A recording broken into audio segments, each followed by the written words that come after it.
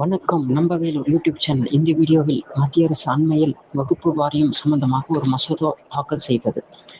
அதாவது இந்திய நாட்டின் மொத்த நிலப்பரப்பில் உள்ள 3வது பெரிய நிலப்பரப்பை கொண்டுள்ளது வகுப்பு வாரியம்.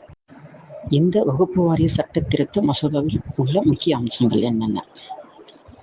1. வகுப்பு நிலங்களை கட்டாயமாக மாவட்ட ஆட்சியர் அலுவலகத்தில் பதிவு செய்ய வேண்டும். 2. வகுப்பு நிலமா இல்லையா என்பதை மாவட்ட நிர்வாகம் நீதிமன்றங்கள் முடிவு செய்ய வேண்டும். 3. வகுப்பு வாரியம் நிலமாக அறிவிக்கப்படும் முன் சம்பந்தப்பட்டவருக்கு தகவல் அளிக்கப்படும்.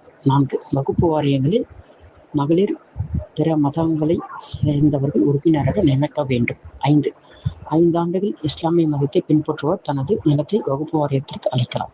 இது போன்ற சட்ட திருத்த மசோதாக்களை மேற்கொண்டு இரு அவைகளிலும் இதை அறிமுகப்படுத்தியுள்ளது.